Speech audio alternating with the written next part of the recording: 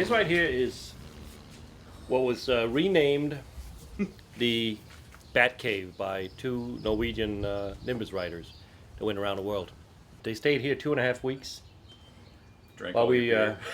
the excuse was that we were working on the engines, but basically we were, Beer. helping support the economy by drinking a lot of beer. Just a simple garage. Since we bought this house 8 years ago, we never had a car in here. It's all about Nimbuses. We got Dave Jensen's 54 Nimbus over here, and we got his engine here, and we put new rods and new pistons in here. Dave Nelson is getting new rods too, and he's got his 1942 Nimbus here, and I got my own 1938 engine over here for a frame that's in the back. But we basically just maintain the bikes, keep them running, and they don't need a whole lot of maintenance because they're really reliable. I moved from the East Coast to California about 12 years ago, and a friend of mine moved out here, so we both had a Nimbus. So if you have a Nimbus, you're an owner. If you have two, you're a club, basically. So the Nimbus Motorcycle Club of America was established that way. So little by little, we moved on and got until about 5 years ago, we had 30 or 35 members nationwide. Most of them we never met because they're all over the country. And then 5 years ago, I ran into David Jensen here. We're kind of a perfect match here because I'm a skilled marine mechanic. I'm from Tuborg in Denmark. A shout out to them. Hey, everybody. Dave here is he's a designer of websites and packaging and stuff like that. So I do most of the mechanical, and he learns, and he does all the website. If you want to go in and check out nimbusclubusa.com. Min T-35, boy, he saw it, and he came over here in the 30s. So I've always had rah-rah thing for being Danish. I've worn clogs since I was 17 years old. So. Because you got a lump foot. That's true. So I'm half Danish and half Scottish. So if you don't like my kilt, I'll take my clogs off and beat you in the head. But yeah, it's been fun, and this has been really good for me because again, it just puts you one more touch closer, to experience more things that are Danish. Well, the fish is it's a treat that's from the West Coast. It's actually not something that you produce many places in Denmark. An acquired taste. Yeah. Basically what it is, it's a flat fish. En skrubber eller ising eller rødspæt. You basically tie them together at the tail, take the head and the guts out. You salt them overnight. You hang them on the line. They dry for 8-10 days. Once they're dry, what you basically do is, it's like, you have beef jerky and all that.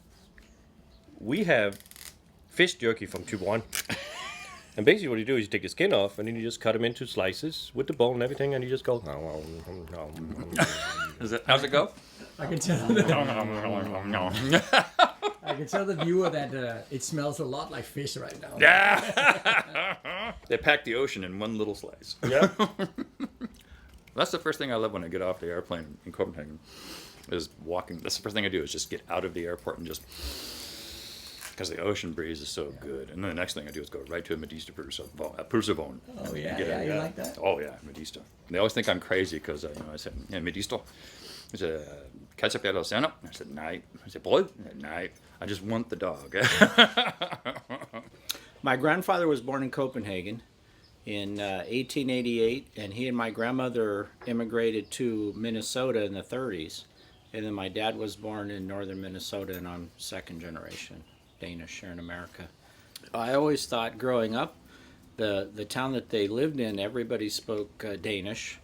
And the churches, of course, were all in Danish, and I always thought, oh, that's the way everything is like that. So it was kind of a shock, growing up in Southern California because it's so culturally diverse.